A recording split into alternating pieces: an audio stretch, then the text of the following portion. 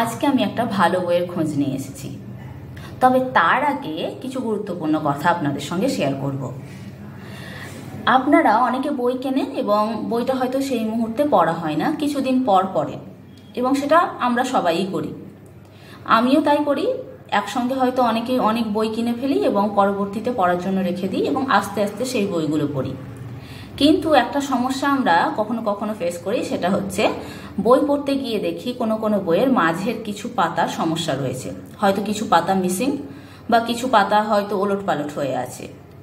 এবং এই রকম যে শুধুমাত্র পার্টিকুলারলি কোনো প্রকাশনীর হয় তা নয়, বেশ কিছু প্রকাশনীরই হয়েছে। যেমন আমি একবার আনন্দের একটা বই কিনেছিলাম, কলাবতী সমগ্র। তাতে দেখেছিলাম সেটাই কিছু বইয়ের পাতা কিন্তু ওলটপালট ছিল, মাঝখানে কিছু পাতা ছিল না।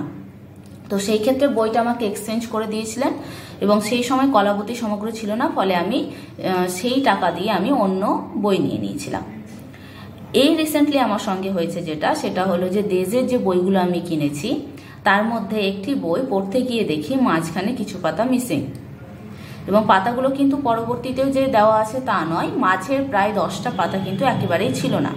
এবং বইটা যেহেতু 50% ছাড়ে কিনেছিলাম, তাই আমি একটু সন্দেহের মধ্যে ছিলাম যে বইটা আদৌ পরিবর্তন করা যাবে কিনা, কারণ আমরা জানি যে সেলের প্রোডাক্ট কিন্তু এইভাবে এক্সচেঞ্জ করা যায় না, ওখানে দেখে নিতে হয়। কিন্তু যেহেতু অনেক বই কিনেছিলাম, তাই আমার পক্ষে কিন্তু সমস্ত বইগুলো চেক করে নেওয়া সম্ভব হয়নি। তাই আমি ওনাদের হোয়াটসঅ্যাপ নাম্বারে যোগাযোগ করি এবং ওনারা আমাকে বইটা নিয়ে যেতে বলেন, এবং আমি যাই হোক তার সমাধান পেয়ে গেছি এবং আমার সমাধানটাও হয়ে গেছে, সমস্যা সমাধান। এখন এই রকম যদি আপনারা সমস্যা যদি কেউ ফেস করেন, তাহলে সেই ক্ষেত্রে বলবো যে বইয়ের বিল যেটা দেবে সেটা আপনারা রেখে দেওয়ার চেষ্টা করবেন। সেরকম হলে বইয়ের যে প্যাকেটটা আছে তার মধ্যে রেখে দেবেন যতদিন না বইটা না পড়ছেন। কেননা অনেক সময় বইয়ের দোকানে গেলে বইয়ের বিলটাই প্রথমে চায় যে আপনি বইয়ের বিলটা দেখান, তাহলে আমরা চেঞ্জ করে দেব। তাই বইয়ের বিলটা রেখে দেবেন। আর একটা হচ্ছে যে ওনাদের কাছ থেকে জেনে নেওয়া। যেমন আমি বলি যে দেজের আমি খোঁজ নিতে গিয়ে জানলাম যে এই 50% ছাড়ের যদি বইগুলো কোনো কারণে দেখেন কিছু ডিফেক্টিভ, তাহলে সেই ক্ষেত্রে ওনাদের সঙ্গে যোগাযোগ করলে বা ওনাদের দোকানে গেলে ওনারা বইটা রিবাইন্ডিংয়ের জন্য নিয়ে নিচ্ছেন। মানে বইটা ওনারা ওটাই আপনাকে দেবেন, কিন্তু রিবাইন্ডিং করে সেটা আবার যে যে প্রবলেমগুলো আছে সেগুলো সলভ করে আপনাকে 1 সপ্তাহ সময় নিয়ে আপনাকে রিটার্ন করবেন। তাই এই সমস্যার সমাধান কিন্তু আপনাদের হয়ে যাবে। শুধু চেষ্টা করবেন বিলটা সঙ্গে রাখার এবং ওনাদের সঙ্গে যোগাযোগ করে জিনিসটা মিটিয়ে নেওয়ার। আর দ্বিতীয় যে কথাটা সেটা হচ্ছে যে এই যে ছাড় মেলা সেটা তো প্রায় শেষই হয়ে গেছে, আর তো নেই, আগস্ট মাস প্রায় শেষের দিক। তবে আগস্ট মাসের শেষ থেকে কিন্তু আবার শুরু হচ্ছে আর এক বই মেলা।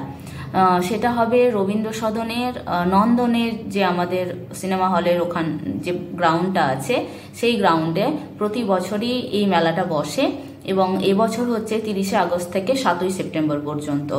তো আপনারা যারা ইচ্ছুক এই বইমেলায় যেতে তারা যেতে পারেন। এবং আমি একবার গিয়েছিলাম, সেখানে গিয়ে দেখেছি যে কিছু কিছু প্রকাশনী কিন্তু ভালো ছাড়ও দেয়, কেউ 30%, এমনকি একসময় মিত্র ঘোষেও কিন্তু কিছু 50% ছাড়ের কিছু বই তারা রেখেছিল, যেখানে আপনাকে বইগুলো বেছে নিতে হচ্ছিল যে কোনোটা ডিফেক্টিভ আছে কিনা। তবে হ্যাঁ, ওখানে কিন্তু ছাড়ের বইগুলো নিয়ে পরে কিন্তু রিটার্ন হবে না বলেই দিচ্ছিলেন, তাই বইগুলো ওখানে দাঁড়িয়ে চেক করে নিতে বলছিলেন।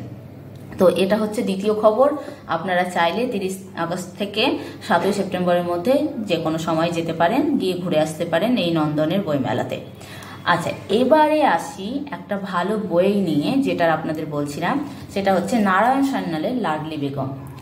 আপনারা যারা আমার বইয়ের কালেকশন দেখেছিলেন আগের দিন যে ছাড় মেলায় কি কি কিনেছি, তারা জানেন যে আমি লাডলি বেগম বইটা এই 50% ছাড়ের এতেই কিনেছিলাম। এবং সত্যি বলছি, বহুদিন পর মনে হলো আমি একটা মনের মতো ঐতিহাসিক উপন্যাস পড়লাম। খুবই ভালো বই, মানে তুলনা করা যায় না। নারায়ণ সান্যালের বিশ্বাসঘাতক তো আপনারা অনেকেই পড়েছেন। বিশেষ করে একসময় তো বিশ্বাসঘাতকের প্রচুর চাহিদা হয়েছিল, যখন সম্ভবত একটা হলিউড মুভি হয়েছিল তখন, এবং প্রত্যেকে আর কি ওই বইটার জন্য আরও ডিম্যান্ড করছিলেন। তো এখন যে বইটার কথা আমরা বলছি, মানে লাডলি বেগমের কথা, এই লাডলি বেগম বা লায়লা বেগমও বলতে পারি, তিনি হলেন মুঘল সাম্রাজ্যের সঙ্গে যুক্ত কিন্তু এক নারী, কিন্তু তার কথা কিন্তু চেপে গেছে ইতিহাস। তার কথায় আমরা কিছুই পাই না ইতিহাসে। হ্যাঁ, যাকে আমরা পাই তিনি হলেন মেহেরুন্নিসা বা নূরজাহান। এই বইয়ে কিন্তু আমরা সেই মেহেরুন্নিসার নূরজাহান হয়ে ওঠার কাহিনীটা জানতে পারবো, এবং তার সঙ্গে এই লাডলি বেগমের কি সম্পর্ক সে সম্পর্কও জানতে পারবো। এছাড়াও রয়েছে কিছু গুপ্ত ইতিহাস যা মুঘল সাম্রাজ্যের সঙ্গে জড়িয়ে আছে। বাবর থেকে ঔরঙ্গজেব হোক বা দ্বিতীয় বাহাদুর শাহ, প্রত্যেক মুঘল সম্রাটের কিন্তু কিছু গুপ্ত ইতিহাস রয়েছে যা আমরা ইতিহাস বইয়ে পাই না, বা যা কখনো জানাও যাবে না হয়তো, তাদের অন্দরমহলের কাহিনী। এই বই কিন্তু সেই ইতিহাসের কিছুটা সত্যতা তুলে ধরা হয়েছে। লেখক বোঝাতে চেয়েছেন যে ঘটনাটা হয়তো এরকম ঘটেছিল বা এরকম ঘটেছিল, কিন্তু দেখানো হয়েছে এভাবে, তার যুক্তি দিয়েছেন। এবং এই লাডলি বেগমের কিন্তু অনেক ইতিহাস রয়েছে, যে লাডলি বেগমকে আমরা ইতিহাসের কোনো পাতাতেই খুঁজে পাই না।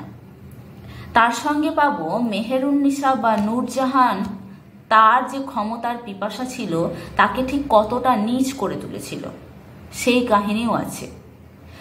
তার সঙ্গে রয়েছে জাহাঙ্গীর থেকে শাহজাহানের যে গল্পটা, মানে জাহাঙ্গীরের পরে শাহজাহানের সিংহাসনে বসার গল্প এবং তার ইতিহাস।